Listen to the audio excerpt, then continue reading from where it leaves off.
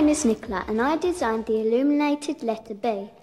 I painted all the detail in lots of different colours and did the background in blue. My name's Matthew. I had an heart attack with the illuminated letter J. My name is Lisa and I designed an illuminated letter. First I put it down on paper, then winked over with wax crayon. I decided to do my background in pink. Oh, they're brilliant. Nothing like a good piece of fancy letterwork, I say, and all of that detail. And there's a good way of getting a detailed effect. If you just cut a piece of pattern paper, any type of paper that's got a pattern on it, could be wrapping paper, could be wallpaper, even a magazine photo that's got lots of detail in it, and cut yourself a piece of it, and then just draw a big block capital letter right there in the middle. Now, you could do any letter you like. You could do your initial. I'm just going to do A for heart attack. Just make it as neat as you can. You can always neaten it up when you're cutting it out. There it is. There's my letter. And then cut it out, and you have something that looks like that. And then cut a square out of another piece of pattern paper that's just bigger than your letter. This time, a different coloured pattern paper. Or you can use a photograph. Look at that. That looks good. But it has to be a contrasting colour or design. I think that's good. Very different. So I'll use that. And then just place or stick your letter onto this square of paper and then stick that onto a piece of plain paper so that you have something that looks like that. And now the fiddly bit. Take a gold pen and then very carefully just go around the edge of your letter with the gold pen. Just very carefully following the raised edge of the letter that you cut out.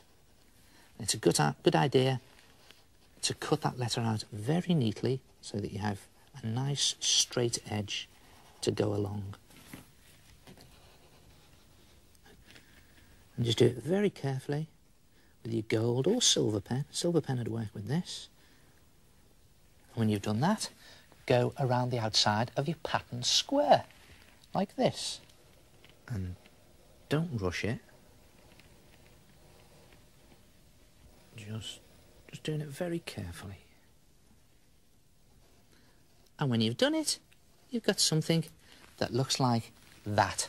Look at that, your own illuminated letter. And you can do your own design instead of using pattern paper. Just back a patterned letter onto some ordinary paper, like that. And I've cut this A out of wallpaper. And as you can see, I've gone around it in gold pen and then around the plain piece of paper in gold pen. And then just put some geometrical designs on there. And by geometrical designs, I mean straight ones.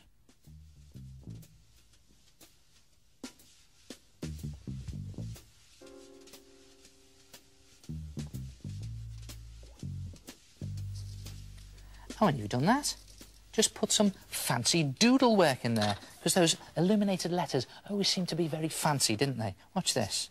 Just freehand curls in there all the way along. Maybe the same in this one. Over there. They always had curls and leaves on their illuminated letters in the old days, didn't they? Remember those big manuscripts? Maybe some stripes in there like that. And then here's another good idea. Look at this.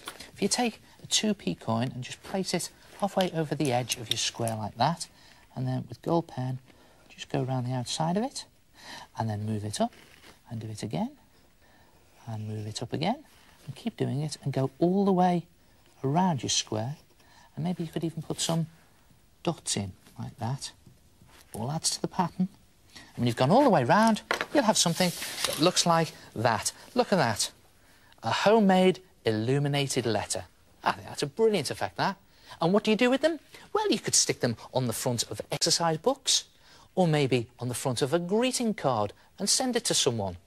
And what about using it to start a piece of writing like they did in the old days? And you know what? You could also do a whole word out of illuminated letters, maybe art or even your name, and stick it on your bedroom door. Try it yourself, an illuminated letter, and I'll see you next time. Ta-ra!